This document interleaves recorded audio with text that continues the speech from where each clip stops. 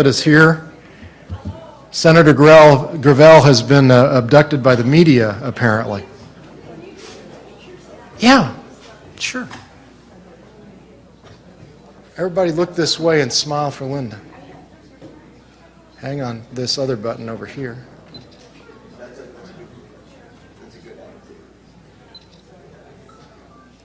Okay, here's the real one. 3, 2, 1, smile.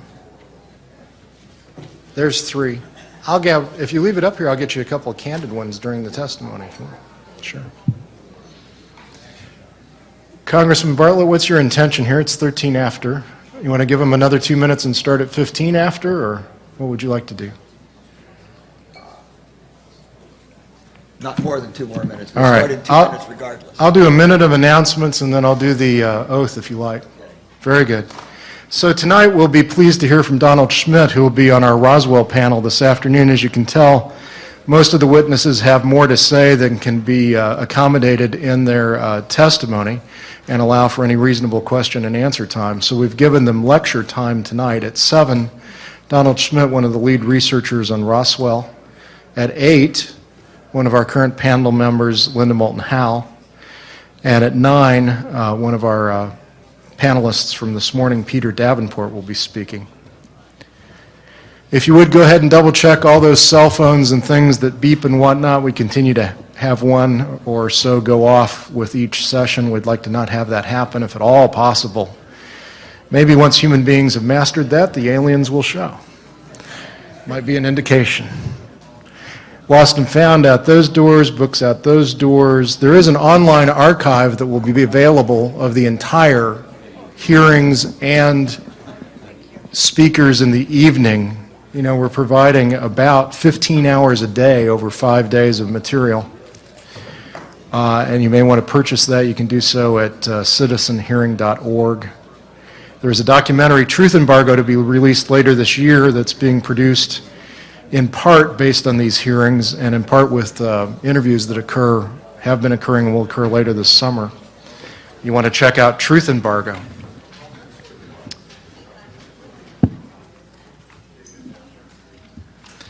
And Mr. Chairman, with your approval, I'll go ahead and administer the oath. Are you ready? Yeah. Okay. Hearings come back to order, and we'll proceed from. Oath. What? Okay. We'll start with Dr. Wood. Well, wait a second. Have they been sworn in? No.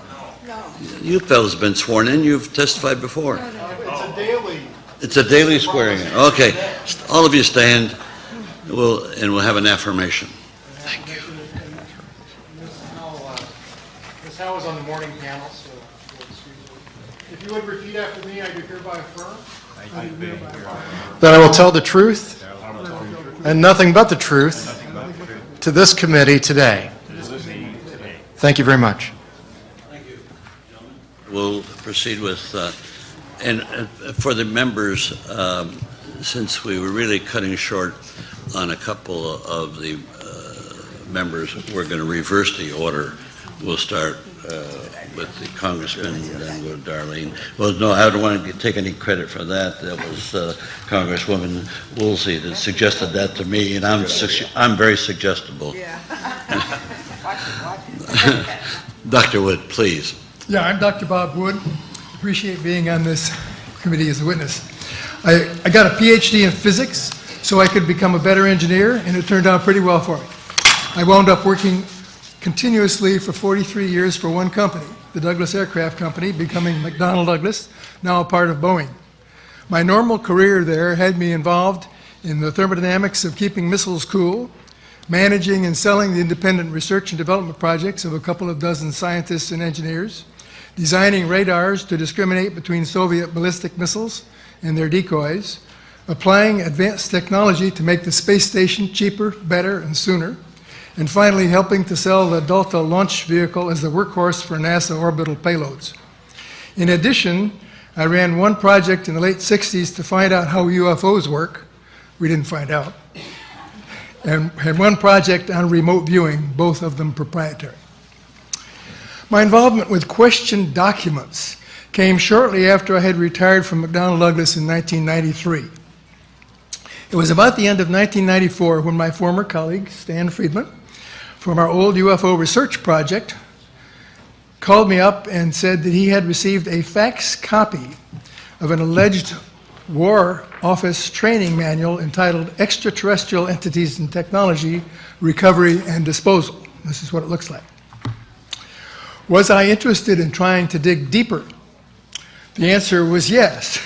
And I called the possessor of the 35 millimeter film from which this copy had been made, Don Berliner. Don was also interested in determining whether they might be genuine or fake, and he and I took the negatives to his local photo shop, where we both monitored the process of reproduction and printing. Don was further helpful in lending me the box in which the film was mailed.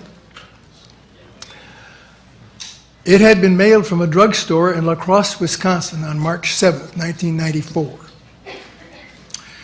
And actually, you should have an attachment that permits you to see these images that are showing. The manual itself consists of 28 numbered pages, plus the cover and one document page control I. There were 6 chapters and 4 appendices listed, but only the first appendix was shown. The manual was a simple summary of the project and a detailed set of instructions of how to handle the recovery and removal of extraterrestrial craft and living organisms, or EBEs, extraterrestrial biological entities, where to ship the parts, how to do all this, and how to deceive the public with security measures. It was stamped with a security caveat of top secret, magic eyes only on every page. Of particular interest is a table that specifies where to send the parts or bodies, noting Area 51 S4 and Blue Lab WP-61, both of which have been claimed by others to involve government UFO storage facilities.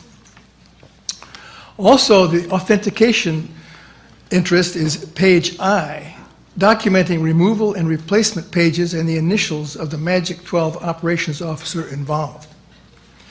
The 2 sets of initials are EWL and JRT. Neither person has been identified. After I had a high-quality copy available, I was able to make an appointment with a public relations person from the government printing office right here in Washington. A longtime employee of the public printer, Mr. McCarter was knowledgeable and helpful.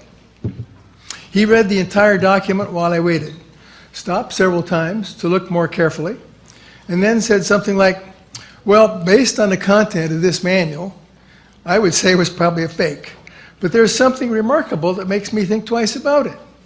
If you look closely, you'll see that some of the Z's are slightly raised. This was happening with the type font in the 1950s time because the less used letters, especially the Z, would get some debris on the bottom of the lead, and when they dropped down, they sometimes would not fully seat. This is so unusual that I would say there is no doubt at all that they were printed on one of the presses in use at that time. We had one in this building and one in the basement of the Pentagon, and they were set up to handle top secret jobs with all the security controls in place. Because of the subtleties of the shape of the F and G letters, we identified the type font exactly, Monotype Modern, a popular one in heavy use at the time.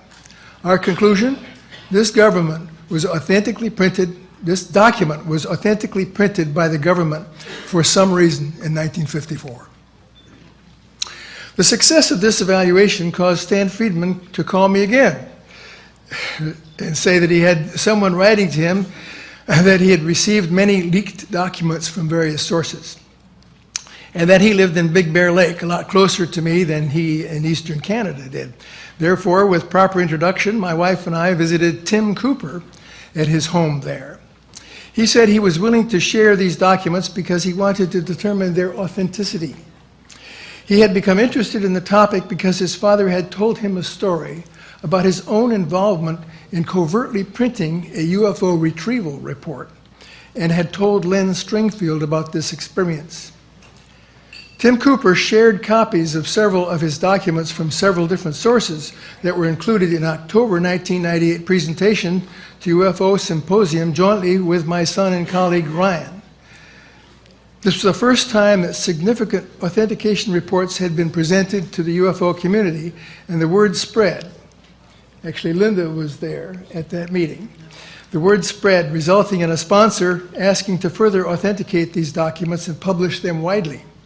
The sponsor also wanted Ryan and me to make a television documentary on their authenticity, and it was produced and shown on a sci-fi channel as The Secret. We decided that there was interest by other researchers, so Ryan created the website www.majesticdocuments.com for easy access to all the documents we possessed. There are 10 sources for 103 documents, 3,800 pages. The website shows 64 of these documents, including 27 of them before 1948. Many of the documents we have received from multiple different sources to Tim Cooper. We have established beyond any doubt in our minds that he was not the author of any of these documents in several ways. We have original envelopes used to mail the documents.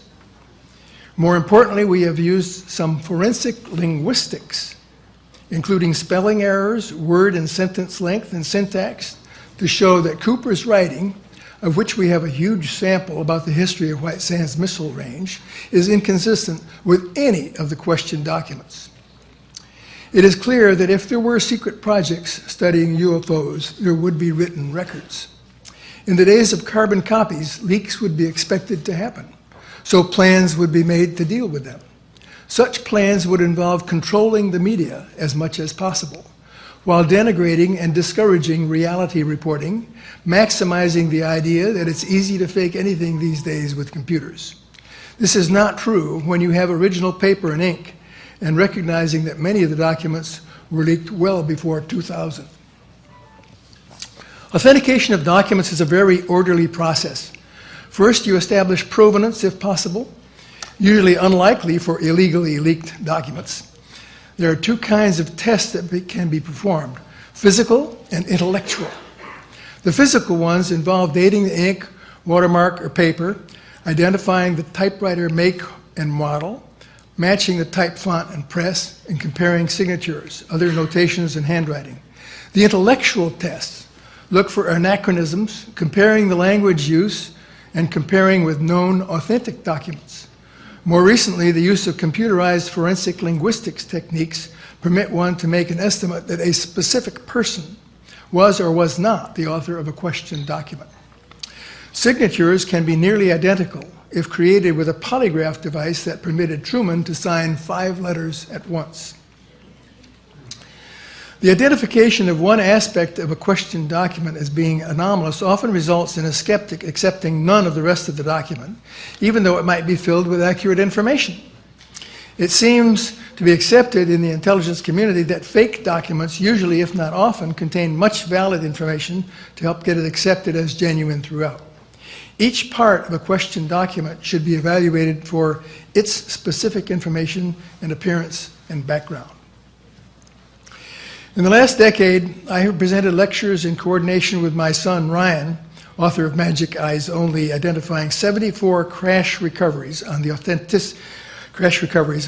I presented a lecture. My lectures are on the authenticity of the documents and the influence of the alien presence on our society.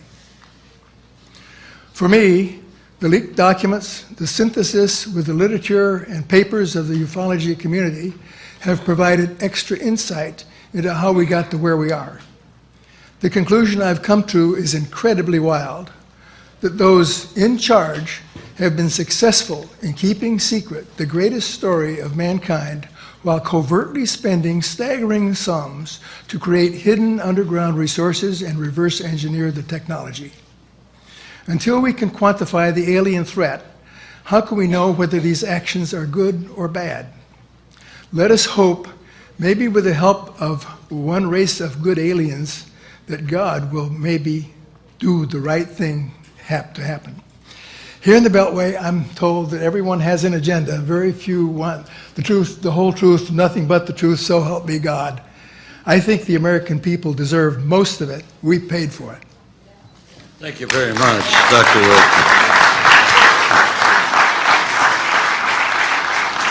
Ms. Howe, please, we've heard from you before. If you could limit as best you can so we can make up some time, please. Thank you, Senator Gravel. to complement what Dr. Wood has presented, I thought that I would try to acquaint you with some of the text. And if we could have the image number 1. The title is Extraterrestrial Entities in Technology, Recovery, and Disposal. And at the bottom is the War Office stamp, Majestic 12 Group, April 1954, image 2. This manual has been prepared especially for Majestic 12 units. Its purpose is to present all aspects of Majestic 12 so authorized personnel will have a better understanding of the goals of the group, be able to more expertly deal with unidentified flying objects, extraterrestrial technology and entities, and increase the efficiency of future operations. Image 3. Operation Majestic 12 was established by special classified presidential order on September 24, 1947, at the recommendation of Secretary of Defense James V. Forrestal and Dr. Vannevar Bush, Chairman of the Joint Research and Development Board. Operations are carried out under a top-secret research and development intelligence group directly responsible only to the President of the United States. The goals of the MJ-12 group, image 4, are as follows. The recovery for scientific study of all materials and devices of a foreign or extraterrestrial manufacturer that may become available. Such material and devices will be recovered by any and all means deemed necessary by the group, the MJ-12 group. The recovery for scientific study of all entities and remains of entities not of terrestrial origin, which may become available through independent action by those entities or by misfortune or military action, meaning we might shoot them down. The establishment and administration of special teams to accomplish the above operations. The establishment and administration of special secure facilities located at secret locations within the continental borders of the United States for the receiving, processing, analysis, and scientific study of any and all material and entities classified as being of extraterrestrial origin by the group of the special teams. Establishment and administration of covert operation to be carried out in concert with central intelligence to effect the recovery for the United States of extraterrestrial technology and entities which may come down inside the territory of or fall into the possession of foreign powers. The establishment and maintenance of absolute top secrecy concerning all the above operations. The current situation. It is considered, as far as the current situation is concerned, that there are few indications that these objects and their builders pose a direct threat to the security of the United States, despite the uncertainty as to their ultimate motives in coming here. Certainly, the technology possessed by these beings far surpasses anything known to modern science, yet their presence here seems to be benign, and they seem to be avoiding contact with our species, at least for the present. Several dead entities have been recovered along with a substantial amount of wreckage and devices from downed craft, all of which are now under study at various locations. No attempt has been made by extraterrestrial entities either to contact authorities or to recover their dead counterparts of the downed craft, even though one of the crashes was the result of direct military action. The greatest threat at this time arises from the acquisition and study of such advanced technology by foreign powers unfriendly to the United States. It is for this reason that the recovery and study of this type of material by the United States has been given such a high priority. Image 5. Extraterrestrial technology is defined as follows. Aircraft identified as not manufactured in the United States or any terrestrial foreign powers, including experimental military or civilian aircraft. Aircraft in this category are generally known as unidentified flying objects, or UFOBs. Such aircraft may appear as one of several shapes and configurations and exhibit extraordinary flight characteristics. Objects and devices of unknown origin or function manufactured by processes or of materials not consistent with current technology or scientific knowledge. Wreckage of any aircraft thought to be of extraterrestrial manufacture or origin. Such wreckage may be the results of accidents or military action. Materials that exhibit unusual or extraordinary characteristics not consistent with current technology or scientific knowledge. Extraterrestrial biological entities, acronym all caps EBES, are described as responsible for their development, are demonstrably different from those postulated or observed in Homo sapien. Next slide, description of craft. Documented extraterrestrial craft, UFOBs, are classified in one of four categories based on general shape as follows. Elliptical or disc shape. This type of craft is of a metallic construction and dull aluminum in color. They have the appearance of two pie pans or shallow dishes pressed together and may have a raised dome on the top or bottom. No seams or joints are visible on the surface, giving the impression of one-piece construction.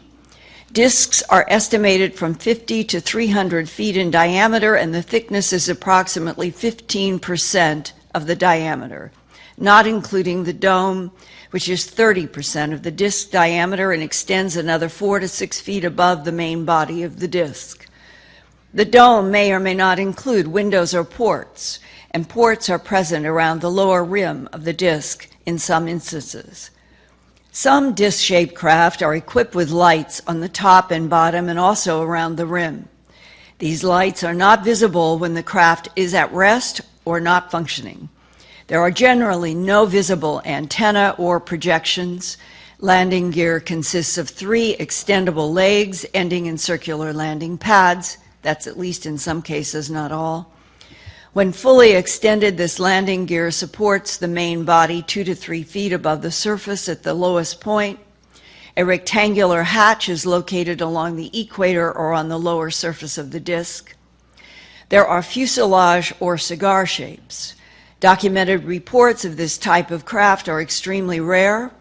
Air Force radar reports indicate they are approximately 2,000 feet long and 95 feet thick, and apparently they do not operate in the lower atmosphere.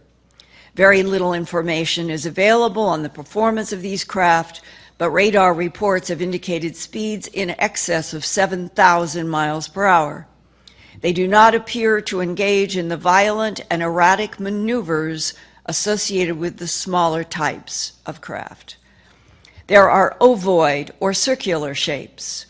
This type of craft is described as being shaped like an ice cream cone, being rounded at the large end and tapering to a near point at the other end. They are approximately 30 to 40 feet long, and the thick end diameter is approximately 20% of the length. There is an extremely bright light at the pointed end. There is also airfoil or triangular shape. This craft is believed to be new technology due to the rarity and recency of the observations. Radar indicates an isosceles triangle profile, the longest side being nearly 300 feet in length. Little is known about the performance of these craft due to the rarity of good sightings, but they are believed capable of high speeds and abrupt maneuvers similar to those exceeding the performance of the previous craft. Next slide. Description of extraterrestrial biological entities, acronym EBES. Examination of remains recovered from wreckage of UFOBs indicates that extraterrestrial biological entities may be classified into 2 distinct categories as follows. EBA type 1, these entities are humanoid and might be mistaken for human beings of the Oriental race if seen from a distance. They are bipedal, 5 foot 4 inches in height, and weigh 80 to 100 pounds. Proportionally, they are similar to humans, although the cranium is somewhat larger and more rounded. The skin is a pale, chalky yellow in color, thick and slightly pebbled in appearance. The eyes are small, wide-set, almond-shaped with brownish-black irises with very large pupils. The whites of the eyes are not like that of humans, but have a pale gray cast. EBA type 2. These entities are... Could I interrupt you? What are you reading from again? I want to emphasize that. The Psalm 101 Majestic 12 Group Technical Operations Manual that Dr. Wood presented his reasons for why it is real. It is entitled Extraterrestrial Entities and Technology Recovery and Disposal, Top Secret Magic, Eyes Only, and this was stamped April 1954, 1954, by Majestic 12 Group with the war stamp that was in use through the early 50s before the Pentagon. And So this is a government document. this is a government document that was and- printed in 1954, and if this was printed in 1954, it was written before 1954, and that the 1947 Roswell crashes are part of what this is talking about. And I was only going to conclude so that you would realize how much detail in 1954 the government of the United States had, not only about the types of craft, but the types of beings that we have retrieved and we have in a variety of underground facilities. You've made your point very well, and I'd like to go on to the next witness.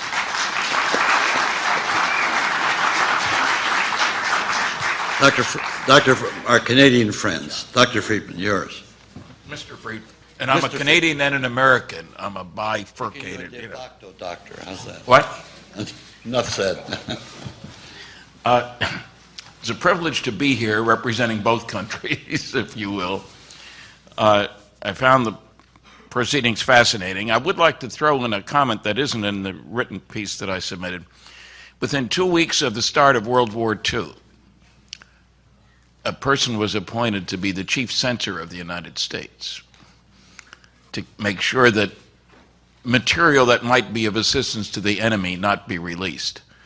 And two interesting aspects of that were that the word uranium was not to show up anywhere after a while, and that the effects of the Japanese Fugo balloons carrying incendiaries which were supposed to cause fires and all this sort of thing, nothing was to be said about their impact, so that they wouldn't know whether or not they were being useful or not. So censorship is a major part of military operations, if you will. The second thing that I'd like to note is that we've talked about the press, we've talked about the government, the witnesses, but what we haven't talked about, and the press, of course, but what we haven't talked about is the scientific community and their failure to take this issue into consideration. I've given 700 lectures at colleges and technical groups. And while I've been extremely well received, what I also find is that there are many, many professors who think there's nothing to this subject, who are perfectly willing to say stupid things, really, about the impossibility of this, that, or the other thing. 4 basic rules for debunkers, which I have found. We need to be cognizant of this. First, don't bother me with the facts. My mind's made up. Second, what the public doesn't know, I'm not going to tell them. Third, if you can't attack the data, attack the people. And fourth, do your research by proclamation. Investigation is too much trouble and nobody will know the difference anyway. So that's the kind of climate we're in here. Okay, now to get to my prepared brief text. I must admit that I am a document hound and have visited 20 different archives, including many visits to the Truman, Eisenhower, Kennedy, Reagan presidential archives, the National Archives, the Library of Congress Manuscript Division. There have been special sites, such as the Harvard Archives, papers of Donald Menzel, the Princeton Archives, papers of James Forrestal, MIT Archives, papers of Vannevar Bush, the American Philosophical Society Library, which has papers of Edward Condon, Donald Menzel, Philip Klass, Boston University archives, John Fuller, Ben Simon. There have been surprises, and I've seen many phony documents, not at archives, especially ones supposedly dealing with the Majestic 12 group that you've already heard about. And I note with interest that all the copies of my book, Top Secret Magic, are gone. Did the government send somebody in to buy them all up so you wouldn't have access? That's a parenthetical comment. I didn't bring that many books. If I'd known they were going to do that, I would have brought more. There have been surprises in my investigations, especially ones about documents supposedly dealing with the Majestic 12 group. I am fortunate that I worked under security for 14 years. I can't hold a candle to Bob. He worked for 40 years, but I dealt often with classified documents and learned the rules of the game. I have found that there are many misconceptions about documents. These include, A, documents are periodically reviewed for declassification and must be declassified after a certain number of years. That's simply not true. Happens sometimes, but it's not a rule. B, people working on classified projects, such as Majestic 12, would of course talk to a spouse about what they were doing. I had a clearance for 14 years, never talked to my wife about classified work. Dr. Vannevar Bush's secretary told me she worried about saying something classified in her sleep because her husband did not have a clearance. C, having a certain level of clearance, such as top secret, gives one access to all top secret documents. This is false. One needs a need to know. I couldn't get access to nuclear submarine radiation shielding information, though I had the appropriate security clearance. But I couldn't get a need to know from Admiral Rickover for my aircraft nuclear propulsion radiation shielding work. The clearance wasn't the problem, the need to know was the problem.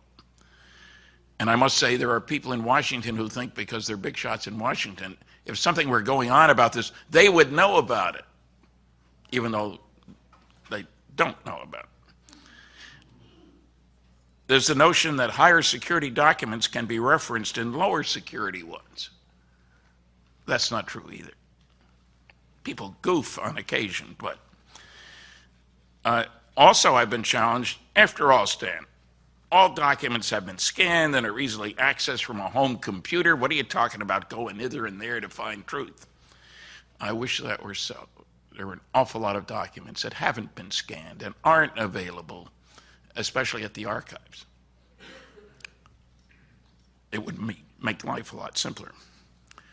There are some special archives where you can get that done. In 1970, when I worked for Bob briefly at McDonnell Douglas, I had a search done of government contract reports using the keyword, one keyword, magnetoaerodynamics. 900 documents were found, of which 90% were classified. I suspect some were for black projects, and maybe even dealing with plasmas and UFOs, which is an area I'm particularly intrigued with. I've spent a great deal of effort on the question of legitimacy of the Majestic 12 documents and reported my findings in my book, Top Secret Magic, in an update chapter in my book, Flying Saucers and Science, and my final report on Operation Majestic 12. I believe I have dealt with all the anti-arguments about the Eisenhower briefing document, the Truman-Forrestal memo, the Cutler-Twining memo. All three stand up to the attacks. For example, this includes proving that Dr. Donald Menzel, supposedly a skeptic, did loads of very classified work, though unknown to the outside world. In a letter to John F. Kennedy, which I found at the Harvard Archives, there's Dr. Menzel telling John Kennedy that he had a longer continuous association with the National Security Agency and its Navy predecessor, more than 30 years as of 1960, than anybody else in the country. When we are properly cleared to each other, I can tell you more. And yet, there is no indication in 2 issues of Sky and Telescope magazine dedicated to Dr. Menzel, in which his post-World War II intense involvement with all kinds of classified activities was even mentioned. One was on the time of his death, one was the 100th anniversary of his birth. But nobody knew about this stuff until I, to my shock, found this out. I showed one of the arguments was made by Philip Klass, who was an Aviation Week and space technology reporter right in this town, and the go-to man for somebody looking for a debunker. And he said everything was baloney. He claimed that the proof that those documents are false was clear. One of the documents used a pica typeface, and he had 9 documents from the National Security Council that were in elite type. Therefore, the documents were fraudulent.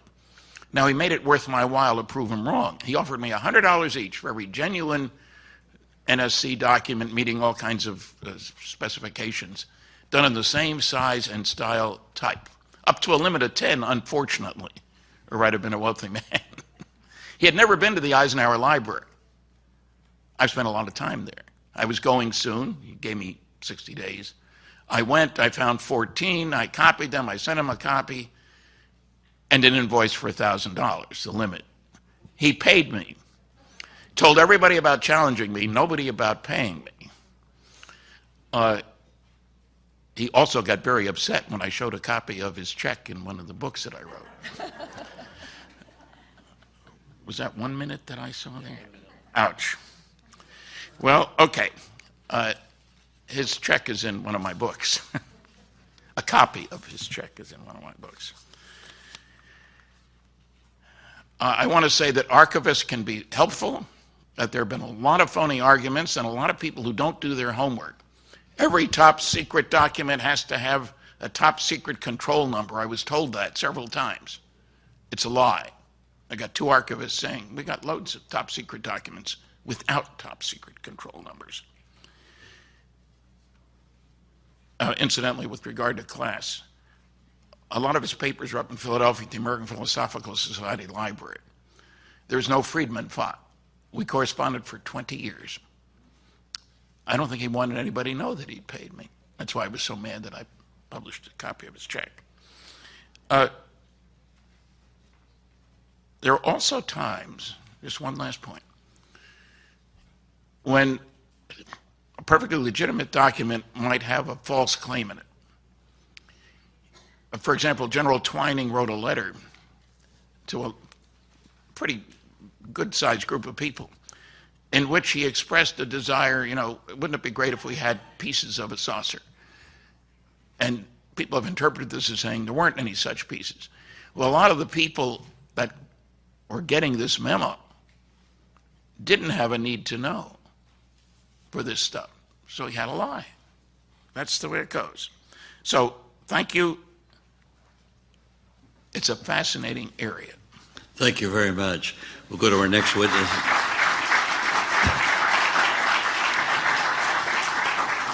Thank you, Mr. Chairman. I have no written testimony. If you have a written testimony there, it's actually for tomorrow. I just wanted to be added to this panel today to talk about one particular document. I have a series of documents. It's got memorandum on the top. I'll just be highlighting little bits and pieces of that. But I do have a statement that I want to read. I have testified in front of this committee a number of times. And I would like to just say that it has been an honor to testify in front of this committee. We in the UFO community have complained for years that we have an important issue and that nobody has listened to us. Unlike the uninformed newspaper articles that continue to be published this morning, this committee has done its research to prepare for our testimony.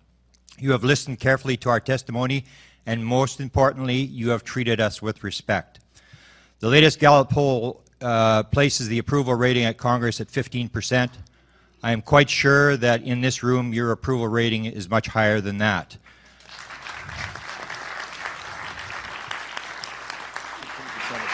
Lastly, I'd like to say that you have restored my faith in the fact that Congress, if they were to act like you on the panel have acted, would be an effective tool in a modern democracy. Now, As to my testimony, I just want to go through these documents, and the document I'm going to talk about is, if it's not the most important document in ufology, it's one of the most important documents. And I want to just highlight some situations around that document. In the document you should be looking, well, first we should look at the Rockefeller video, the Rockefeller slide. Can we put that up on the screen? Based on Senator Gravel's statement yesterday that we should be a little more sort of aggressive in what we do, I've sort of taken his advice. These are the famous Rockefeller Initiative documents, the 1,000 pages of documents that were released to me by the Clinton Library, and they have gone missing. The Clintons say they don't have them. National Archives says they don't have them. I filed an appeal. They've denied the appeal. And so what I've done, based on what Mr. Gravel said yesterday, I intend to send them back to the Clinton Library, and it's going to be kind of embarrassing that they're going to get it from a foreign citizen, but we'll see what they do, whether they put this back in the presidential record. These are 1,000 pages of documents the Clintons say they no longer have.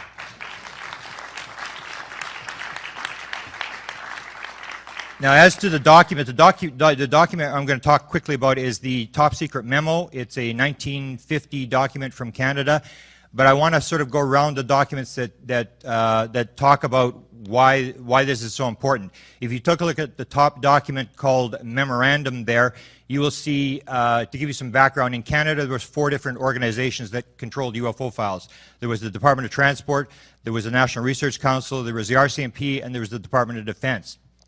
The Canadians, regardless of what anybody wants to say, are playing the same game as the Americans. In the 1960s, late 1960s, they shut down their UFO program, and they released all the sighting files, which is what all the governments are doing. They're just releasing their sighting files.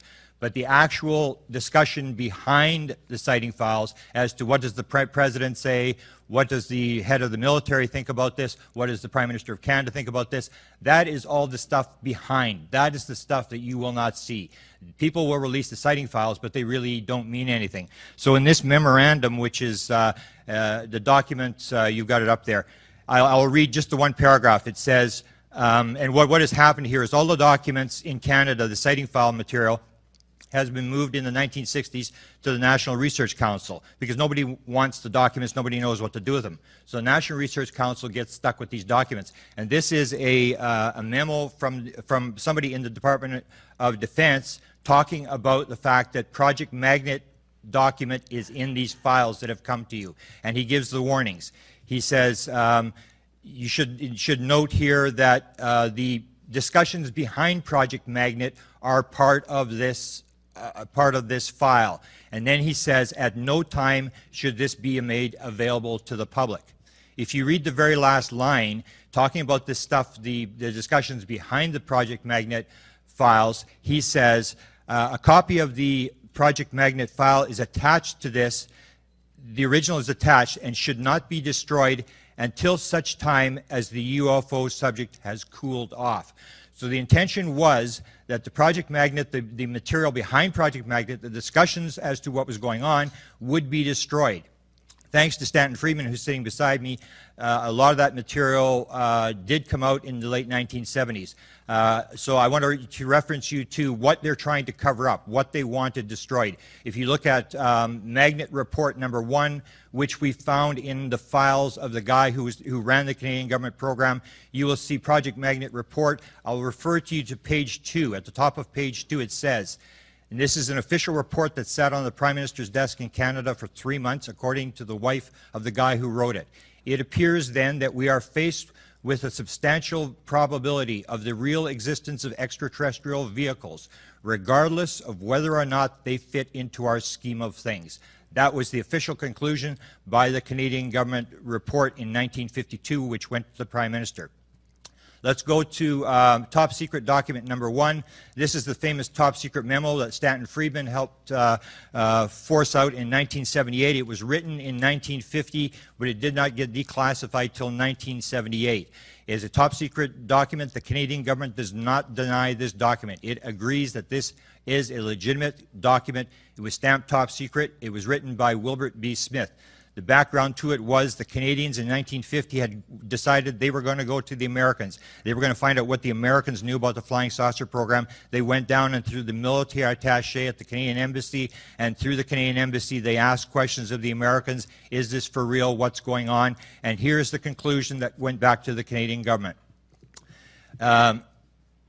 The subject is the most highly classified subject in the United States, rated higher than the hydrogen bomb. Flying saucers exist. Their modus operandi is unknown, but there's a small group headed by Dr. Vannevar Bush, who was the science advisor to Roosevelt, that he's in charge of the program. And the fourth thing was the entire matter is considered to be of tremendous significance. And then the fifth point that he mentions, and this goes to Mr. Bartlett's question about how did they get here from 37 light years away, he said, I was further informed that mental phenomena may be associated with the flying saucers, and that the Americans aren't doing very well because they've asked that if we're doing anything in Canada, they're willing to exchange credentials and talk to us about it. That's the top secret memo. Flying saucers exist. What's happened in the last 50 years has been a circus. Can we go to the next document, which would be Embassy Document number 4? This is some of the documentation that was destroyed by the Canadian government. It was recovered because Wilbur Smith had it in his personal files. And I'll just read to you here. This is the third secretary at the Canadian Embassy writing to Wilbur Smith back in Canada. He said, we are, of course, have our eyes and ears open, and if anything significant should happen, you'll hear it through the right slant channel. These are the military liaison people. At the instructions of the ambassador in the embassy, apart from Wright and myself, nobody is to discuss the matter with anybody. So the Canadians have been told, and on the second page of that, which is Embassy number 4, basically it says, the ambassador and I would be particularly interested in any indication that you may have heard of the possibility of an official statement. The Canadians in 1950 were sitting, they had heard that the Americans had a crash flying saucer, they had been told that this was for real, and they were sitting there waiting for the Americans to make a statement. So I'll just leave it at that, and if there's any questions, we'll go from there. Thanks. Thank you very much.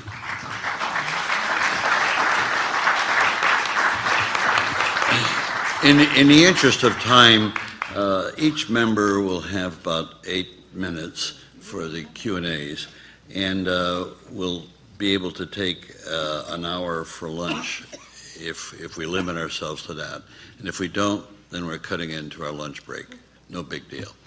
I would like to start with the questioning with the Congressman Merrill. Hey, good friend. That's well, he said. Somebody wrote it down. I mean, they wrote it down wrong. I lost it. Well, you know, So for a Congressman guy Cook, the floor who is yours. said I was a great fan of this great senator, when I was in college, and we sat and spoke for an hour the other night, you'd think he could remember my first name. He's old. It's just, hey, I'm joking. right. Totally joking. He But disagreed. hey, 8 minutes. We don't have a lot of time. Dr. Wood, I'm particularly interested in PhDs in physics from places like Cornell. You're obviously a very intelligent person and someone not easily fooled. There's no doubt in your mind that the documents that you've helped with Mr. Friedman, there's just no question, and you've, I think, written a very credible statement here that these are authentic. I do. Okay, okay. And as a very capable person, when the top page of the document file, and the 28 pages you say were involved in this, well, and again, we're talking, I think, what I'm understanding is that what you've authenticated is the Majestic 12, what's been known as the Majestic 12 stuff, which resulted in this particular. Yeah, If you could just clarify that for me if I've got that wrong. Okay. My son's website, www.majesticdocuments.com, has 64 Well, documents in it. This is one of the 64. Oh, I see, okay. And basically, it is a replication of the manual that was photographed on a 35 millimeter film. So from those photographs, I was able to recreate Okay. something that would Very good. seem to be exactly as it would have been in 1954. I understand. When the War Office back in 1950, whatever, or the War Office training manual is entitled, quote, extraterrestrial entities and technology recovery and disposal. Correct, That's what it says. right here. And then you've got, and we've seen, yeah, okay. In your opinion, as clearly a smart man, that's all I have to say that. Does that mean the United States government at that time thought there was a high probability that there could be extraterrestrial involvement in the UFO phenomena that had been clearly observed up to that point? We've got evidence of 36 and earlier and others, and Roswell materials and so forth that were recovered in something unidentified, unexplained. Among Is the that, well, let me finish my question, if I could, Dr. Wood. Is that proof that the government at that time thought there was a high probability of extraterrestrial life involved, or is that an indication that the government thought it was an absolute reality that extraterrestrial was involved? Because wouldn't the government, with thinking that perhaps this is the best explanation, have to prepare documents to help researchers categorize not necessarily things they had found specifically, but things that had been cited that other people had found that had been reported to them? I'm just trying to understand the context of Majestic 12. And I'm asking Dr. Wood, I'm going to get to you in a moment, Ms. Howe. I can see you were eager to say something. Go ahead. Well, I think the important point is that of the documents that I have, three of them basically cite crashes associated with the so-called Battle of L.A. in February 1942, where one was recovered in the San Bernardino Mountains and one was salvaged by the Navy at sea.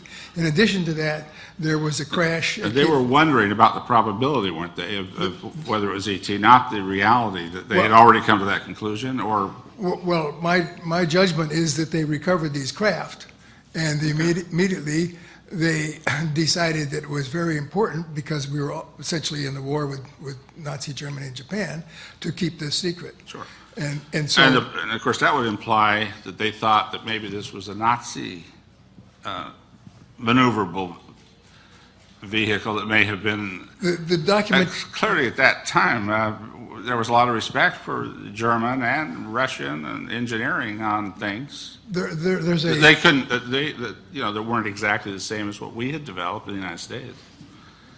There's a double top secret memo signed by FDR that alludes to non-terrestrial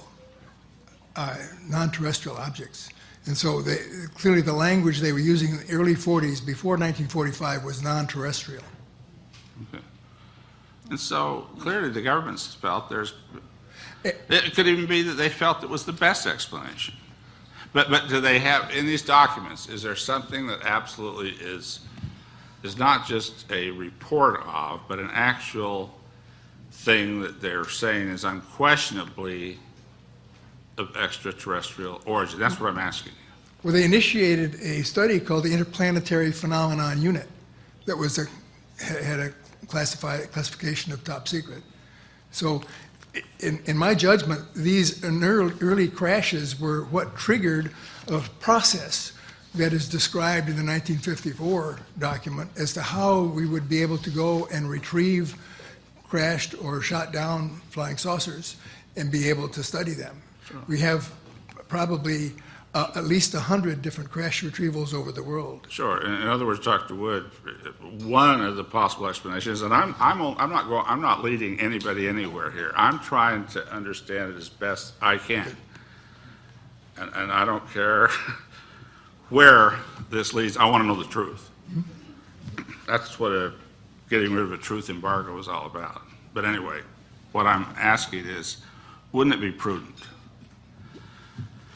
as what I think is apparent in some of the Canadian memos I'm going to ask Mr. Cameron about, that a government thinking that it might be the best explanation is going to set in procedures and even make descriptions, not necessarily because they have, the government people that writing these memos had witnessed the craft that had the legs of this, but they had received reports of crafts like this, and so they were preparing, and as people, they were much more eager, it seems to me in those days, to go out and try to find evidence of what they thought might be the best explanation. Now, is that, I'm going to go to Mr. Cameron and say, is that consistent with this document that you, and believe me, I want to commend everybody here that's been instrumental in getting some of these documents, because we wouldn't have had these documents without the four of you all sitting here in front of us today. And that's a great, great thing.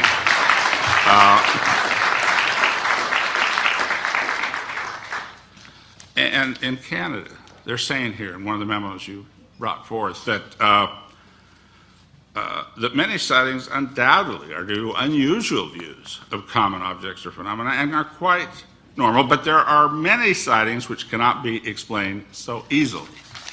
Now, at the same time, they also say it appears then that we are faced with a substantial probability of the real existence of extraterrestrial vehicles.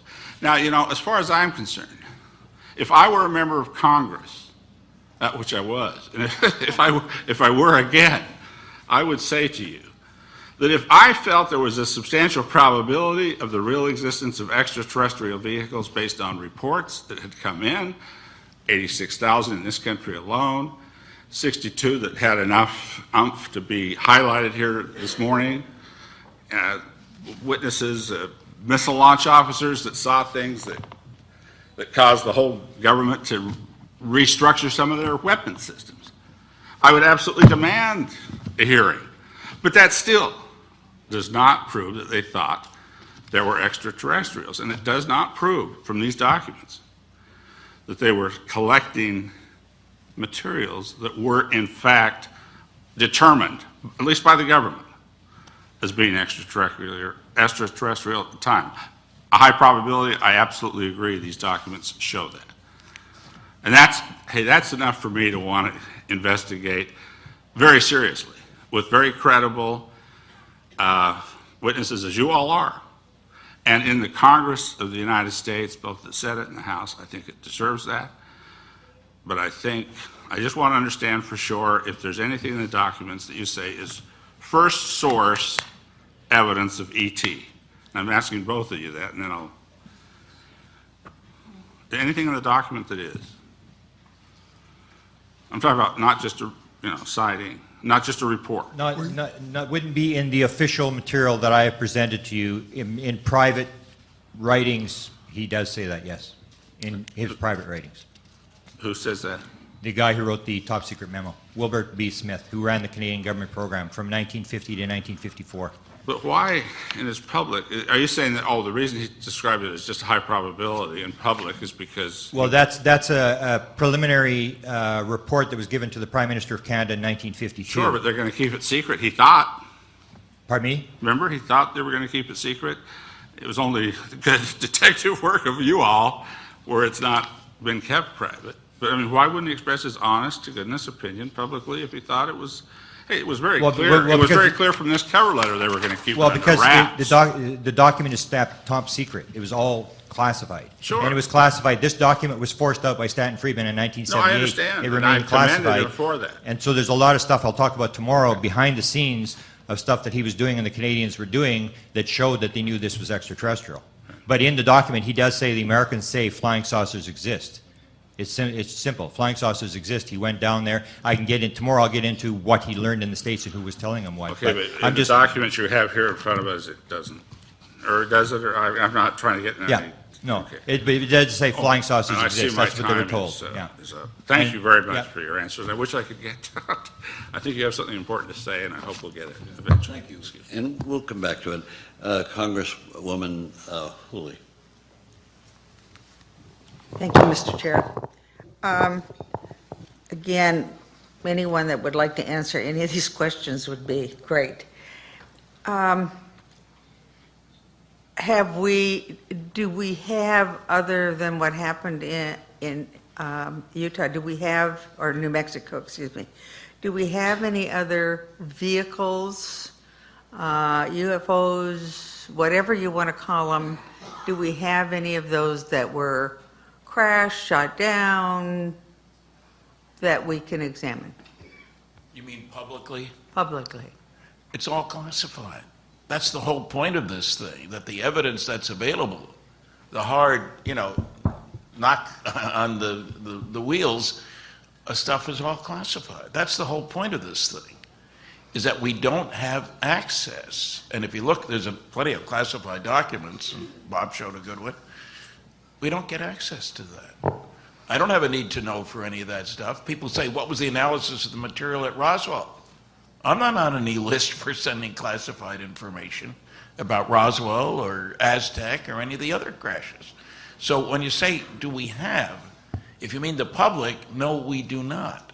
Are there bodies within governments, whether Canadian or American or Russian or English or whatever, that have that information? It's pretty clear that they do. Went somewhere. We'll be talking about Roswell tomorrow. Right. And so we'll get into that.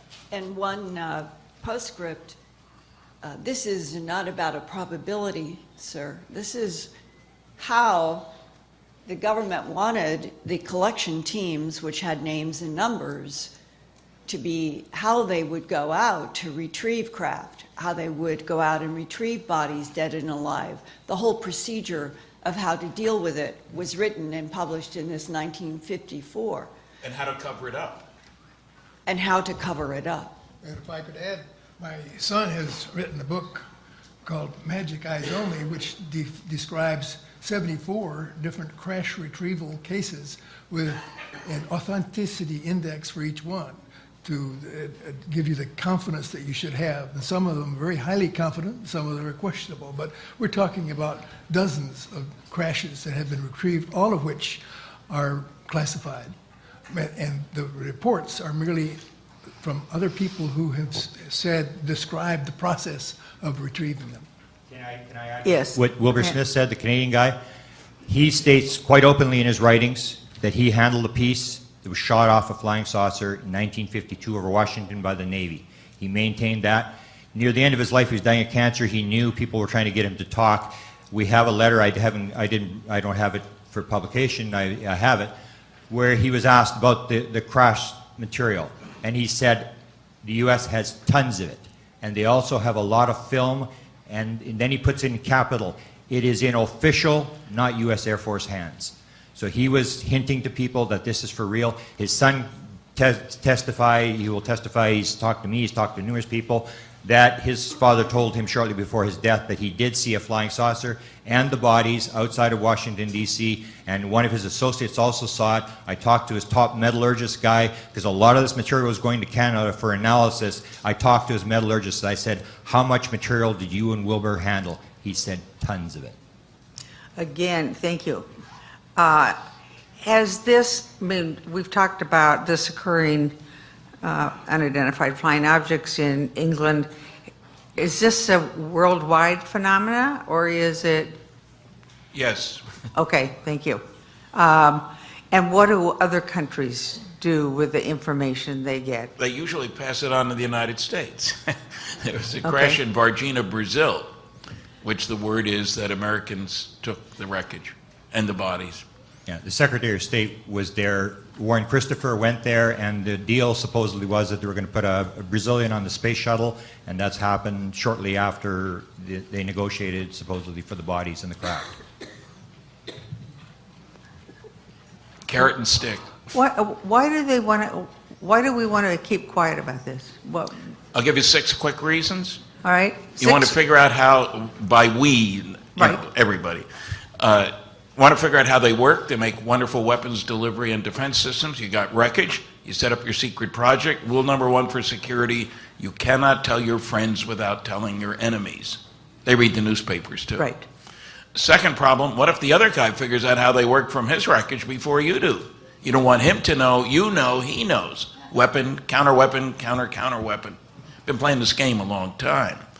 The third problem is, what if an announcement were to be made? you pick the people trusted all over the planet, as I mentioned yesterday, the Queen and the Pope saying that indeed some UFOs are alien space. What would happen? Are we ready to deal with the increase in mental hospital admissions, all kinds of things that would go on? Church attendance would go up, I presume. The stock market would go down. Anything that rocks the boat, the stock market goes down.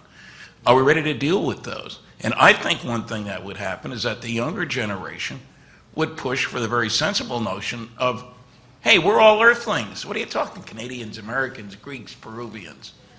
You know of any government that wants that? I don't. The United States government doesn't want people to think of themselves as planetarians, if you will, Terrans. Nationalism is the only game in town on which the world operates at the moment. Fourth, there are the distinct religious problems with people saying there is nobody out there. It's the work of the devil. I've been told this by certain religious people. These things can't be real, and there would be great distress if an announcement were to be made. Fifth, people say if they're coming here and we're not going there, they're more advanced than we are. That means pretty soon we'll get rid of oil. There goes that industry. We'll have better ground and air transportation. There goes those industries. Some people would say maybe that's not a bad idea, but I was going to say, I'd like a little faster airplane, but go ahead. Yeah. And finally, I have heard 7 stories of American airplanes, one of them was Russian, being destroyed by aliens chasing those aircraft. And the United States government does not want to release that. It's a long habit. Bad things happen to people. You don't want the public to know. We shot down some Russian airplanes. No word in the newspapers about them approaching the coasts, if you will. It's been done. So if we're going to disclose, we need to have a procedure established. Okay, where do we go from here? I think one thing would be to announce that there are going to be international conferences. Amen. International, dealing with the political, religious, technological, etc. implications here. It's a whole new world. Everything changes. It's not just UFO buffs that have things changing. Thank you. Thank you, Congress. You're back. Congresswoman Kilpatrick, please. Thank you very much. I got one for you to come back. Doctor, would you please define non-terrestrial for me, please? Non-terrestrial. Well, I think the word non-terrestrial was selected in order to avoid having to say they were extraterrestrial, because other possibilities would have been to come from the ocean or from beneath the surface of the earth. They just wanted to say they didn't know where they came from. Also, they could have come from some other place in time. There have been serious people who are, well, as was said earlier, mental processes may be important in this subject. And included in those mental processes are reports where things are strange in time. In fact, I think I heard yesterday somebody said his watch was off 25 minutes, 45 minutes. So I think they basically were being more careful than saying extraterrestrial. When they said non-terrestrial, they meant it could have come from beneath the earth or could have come from someplace in time. And I think we still have that possibility that, in fact, the travel procedures to go from other stars to here may include some time travel. Is there another, a terrestrial, non and extra? Is there another in between, or is there that scientists use or whatever? Well, non-terrestrial just means not extra. Not here on Earth with our present society. Extraterrestrial means clearly from other stars. So I think so. Non-terrestrial is everything else that's not extraterrestrial. Right. Ah, that's the first one. Do you all agree? The other three agree with that kind of definition? Remember that was prepared before we'd been in space. But this is 2013, you know. No, I know that, but you I'm mean the saying- reports? Yeah. 54, and I'm going to pull them up as soon as I get up. Yeah, 54 is before, and the British Astronomer Royal in 1956 said space travel is utter bilge. Right, and we know that to be true today, really. Right? I mean, it's whatever you can't define, really, is what I'm kind of learning. Now, space travel is real. Absolutely real. Planets and universes and extraterrestrials, too, it sounds like. People being in space Yeah, was something that was not accepted by the astronomical community back when that was written. Okay, but today we know that's not true because we ourselves Yes. and other, okay, well, that's good. Thank you, Doctor. Appreciate that, Doctor. We're just trying to understand it my own self. International conference. I'm glad you said it. That's kind of, I didn't say it like that. It needs to be an international answer to this. And Dr. Mr. Freeman, you were saying that all the other countries give their stuff to the U.S. Well, maybe Give they their sell thinkings, might be better. their materials, their, maybe not the aircraft that they hijacked or got. I'm coming there next because I wrote down aliens took over, you said the aircraft. I don't know if it's U.S. aircraft, if aliens taken over any of our aircrafts?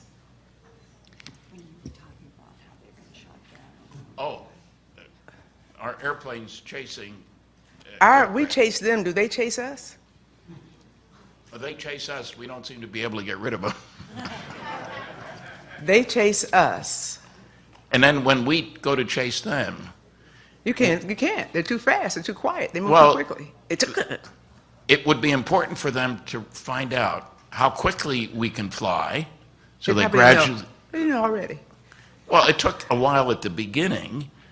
How quickly we can fly, how maneuverable we are. It's very important in any military situation that you know the capabilities of your enemies. If they're attacking you, they're your enemies. Do we know theirs? We know that they exceed ours. What the ultimate is, I'm sure we don't know. All right, Yes. and that's scary. That's why I Of want course this it's international. scary. Yeah, so that's why I want the international conference. I'm with That's you. why I want you all who are scientists in this for 30, 50, 60 years to pull something together. I mean, and one thing about Congress, we're good in 3 or 4 areas. Mine's defense and transportation. Somebody else's health and, you know, but the scientists, don't let them, someone said at this table either today or this morning, I think, scientists is what everything is based on. I mean, this kind of matter, this kind of subjects, we do it. In the big science committee, and several of these members served on it. Can I add something to that? Absolutely.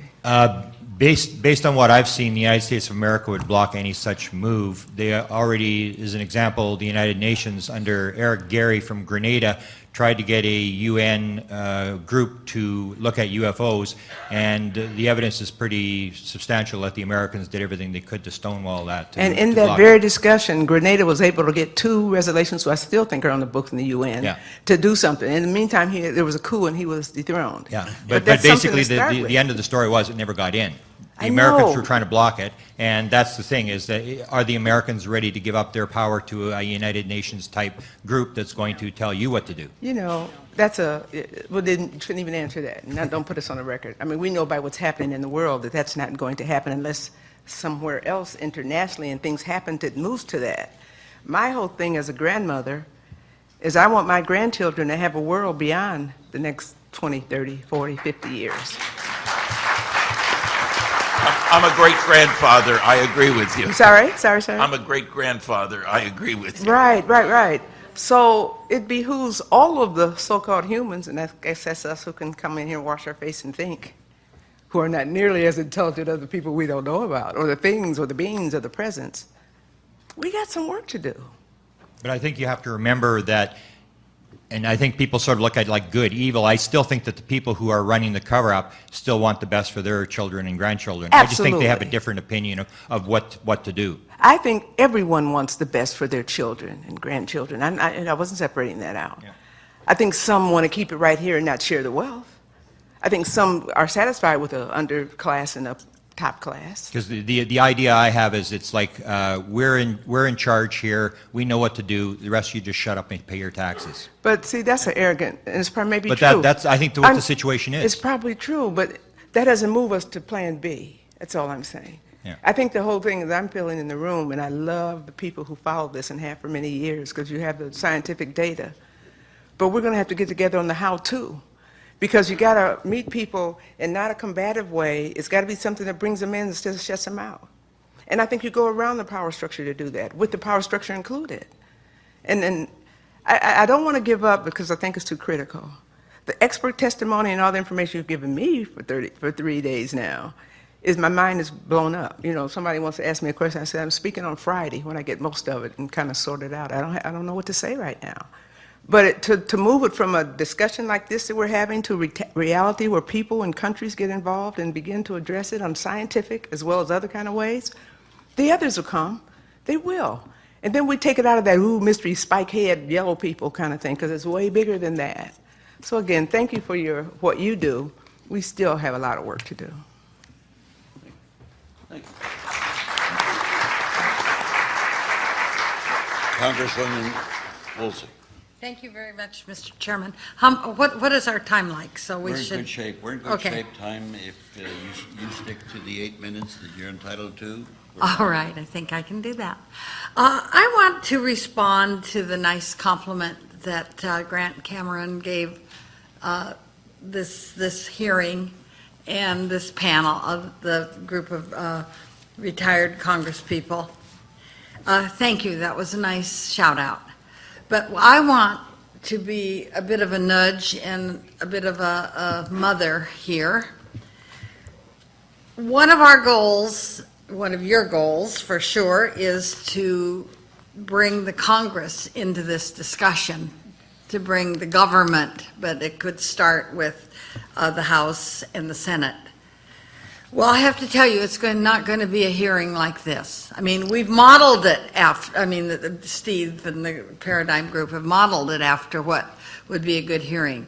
All this open discussion, all of the time we've all had, that isn't how a hearing happens. What you get, first you've got to find whichever committee would find this interesting has to invite you to come and speak. And would they bring this whole wonderful group of representatives? No, they would pick and choose who they wanted to have there, including those who didn't support the premise. You would get 5 minutes. 5 minutes, Linda, to make your point. 5 minutes. And then when the questions and answer time came, each member that was at the hearing would have 5 minutes to give their opinion and ask their question and give you, but it would be 5 minutes for the entire interaction. A great number of the representatives in the House would use this opportunity to show how wrong you were, to show how they don't believe in it. Another group would be kind of, wanting to learn, and then there will be members who support the premise that at least the federal government needs to get involved. If you can make it, if there was enough interest to get even that many members of a particular committee to sit and listen. So it would be up to you, and it'd be so important that when you come before, and I'm one of them, so I can say this, you can't. Members of Congress, arrogant members of Congress who think they know more than just about anybody because they don't want to look like they don't know something when they're at these hearings. You're going to have to find a way to talk to them that brings them into the fold without them feeling like they're not smart enough to get this, or like this has been going on forever, what's the matter with you? Come on, we've been talking to you about this since the 50s. There has to be a way to bring them into the conversation. Now, one way, besides the committee hearings, is office visits. Your representative that works for you whether they're for this or not, or know anything or not, and you might only start talking with staff, but you need to start, everybody in this room needs to start visiting and with their representatives with the idea, and there should be kind of a mantra that you all say, a lot of the same things to help the message become really solid about what you want and why you want it, and without leaving behind some sense that you think that the Congress is failing you, because people don't respond to that. They are failing you. I mean, we have for years and years and years on this issue, and it is absolutely proving how we don't have transparency in many areas of our government. But you want this particular issue forward, and I know I sound lectury, but it will do us no good to get through this amazing week, know what we believe, and not able to bring the people that can make a difference into the fold. And we up here are retired members. We are, the minute retired, your value diminishes. It's 4 months. I already get that piece of it. But we do have a voice. But it's the sitting members who are elected and work for about 600, 700,000 people each that have to be convinced. So you've been wonderful. But you just have to know you're going to get a snapshot time to get started. And it needs to be a real program. And that's just that's what I would advise. Thank you. Well, thank you very much.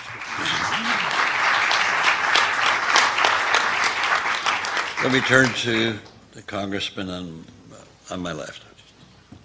Thank you very much. Thank you all very much for your testimony. How many documents are publicly available of this type whose authenticity might be determined? How many are available? Thousands. Of the quality we have here, where high-ranking officials are admitting that there is something here that we ought to be looking at it, how many of those kinds of documents are available? Very few. Very few? That's what they're protecting. They're protecting the internal But correspondence. There have been some of them here. I'm reading some of them here.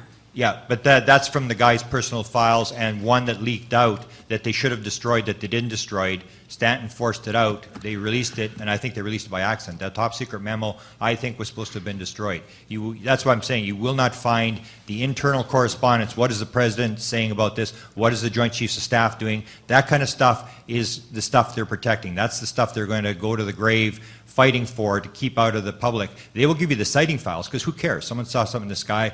That doesn't threaten them. But this correspondence as to what are they doing about it, and what does the president and the top people who are in charge, what are they doing about it, that's the kind of stuff that they don't want you to know about. And that's what they refer to in there, the internal correspondence, which at no time should be made available to the public and should be destroyed. And one of the most important leaks is the Psalm 101 document, because it has held up over time, but remember, the origin of it was on 35 millimeter negative film. It was a leak. That's how we got this. I would say that all of the top secret documents have resulted from leaks from personal files. Well, with one exception. The NSA has released 156 top secret Umbra UFO documents. The only trouble is that it's all whited out. They didn't really release anything. Been redacted, huh? Redacted is a kind way to put it. Yeah, The CIA has released dozens of top secret Umbra UFO documents by their definition. And you can read 5 or 6 words per page, sometimes 12. Fast reading. So these are all old stuff. That's all pre-1980. And yet there are people saying there has been no cover-up. I have people tell me, Stan, the NSA is giving us what they have. I say, can you read what's underneath the whiteout?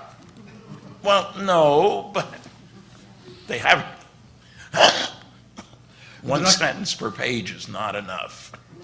The documents on my son's website have 27 documents before 1948, 15 before 1960, and 11 from 1968, I think, and 11 more up to 2000. So it's a lot of them are very old.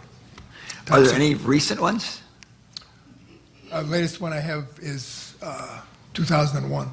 2001. Yeah, but I've been exploring how we might get this issue out of the shadows of the lunatic fringe.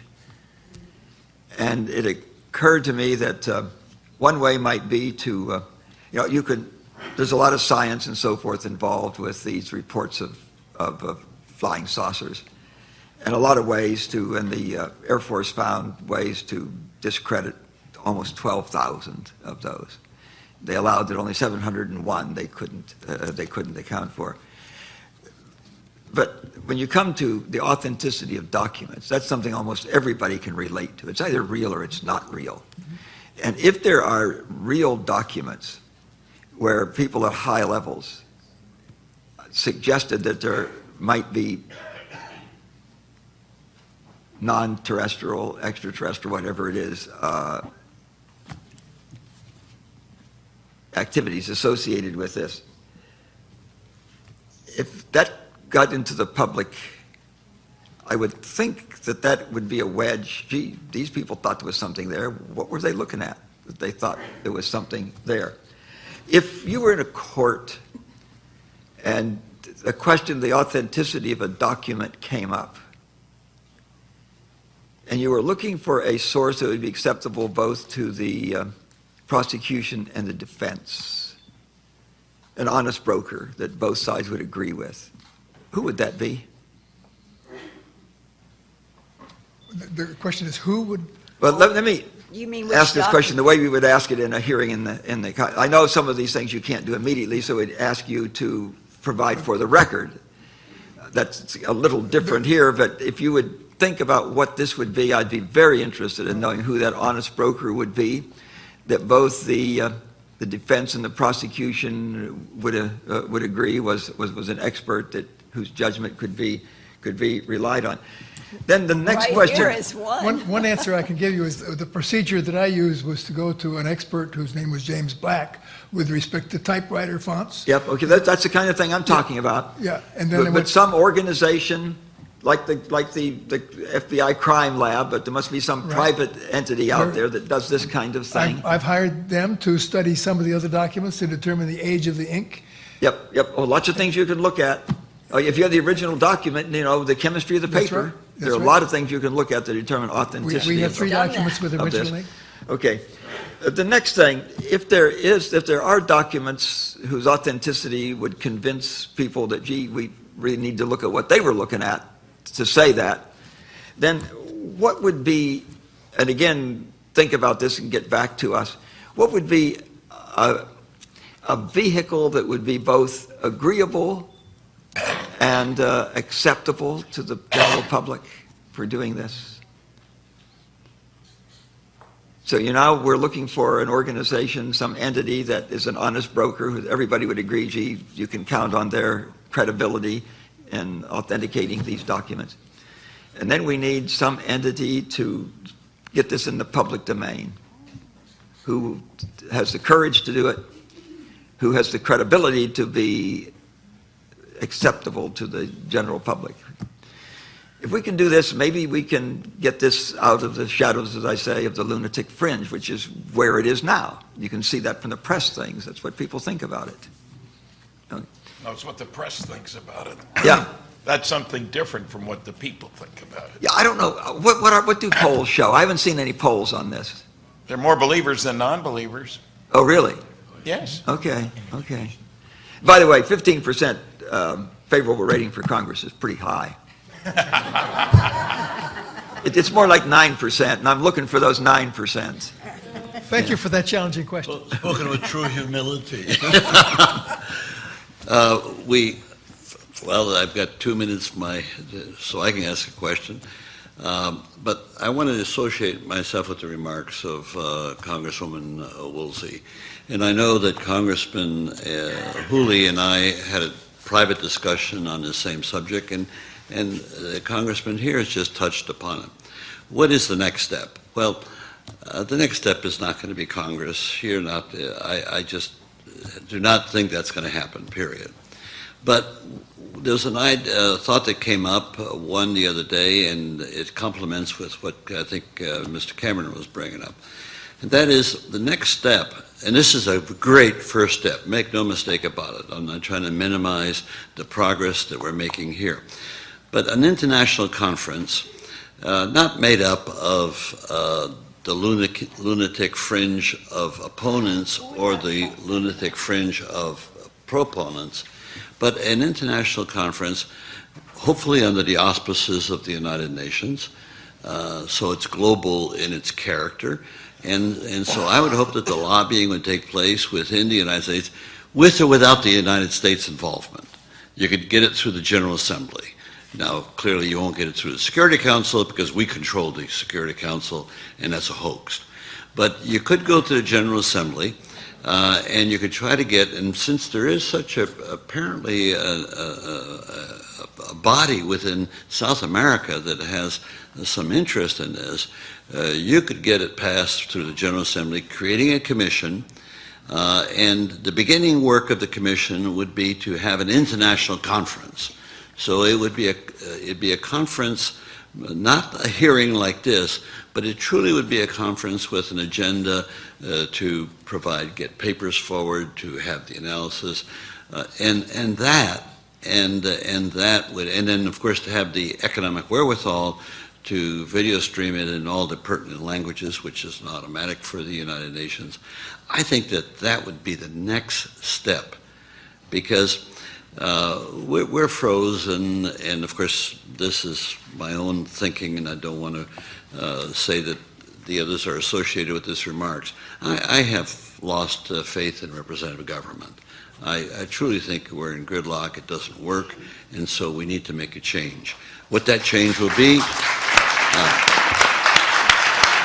you can only make changes with power. You have to have power to make a change. We don't have the power here. We have the power that's provided by the Paradigm Research Group that's turned around and brought all this forward so that it gets to the media, and so that's the step forward. Now, we hope that those who have funded this will think in terms of funding an effort to get the UN to get involved and to fund either privately or publicly an international conference. And so where will that take us? That will take us to a further realization that the answer is with the people. There's only two venues for change, or the exercise of power. One is the government, wherein the problem lies, or the people. The government won't, but the people are not equipped to do that under our present structure of human governance. So let me leave it at that and say that we will have an hour, a little less than an hour for lunch. So, we will be back here at 1:45, and promptly at 1:45 we'll begin, and we look forward to, because this afternoon I think we're dealing with Roswell, and that, of course, commands a lot of attention. Thank you all. Hit the gavel there. He hasn't hit the gavel yet. Once again, the ballroom will be available for the next 58 minutes, a little less than an hour, as the Senator said. For interviews with any witnesses for the entire week, any members of the media, you're welcome to use this room. Any members of the committee that choose to linger for interviews, the room's available for that as well. Thank you.